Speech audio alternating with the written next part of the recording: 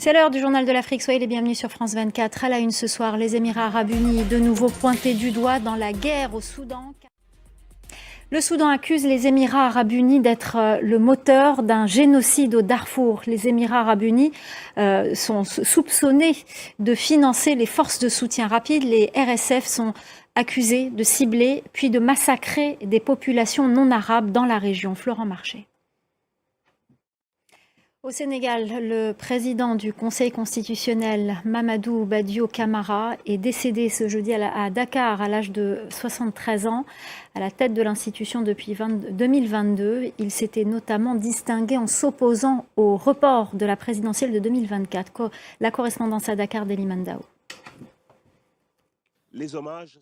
J-2 avant la présidentielle au Gabon, plus de 800 000 électeurs du pays et de la diaspora vont devoir choisir entre 8 candidats en lice. Parmi eux, Brice Oligui Nguema, le président de la transition. Compte rendu d'une fin de campagne faite de promesses d'espoir et de tensions, notamment autour de l'alliance entre l'ex-parti au pouvoir, le PDG, et les militaires. La correspondance d'Ismaël Obiangze. Un soulagement momentané pour les pays du continent concernés par les droits de douane imposés par l'administration Trump. Ces taxes ont été suspendues pour tous les pays sauf la Chine pour une durée de 90 jours. Pour l'instant, les pays africains ont un sursis, mais l'épée de Damoclès est toujours au-dessus de leur tête. Pour en parler, nous sommes en direct de Washington avec le professeur Landry Signé, chercheur à la Brookings Institution.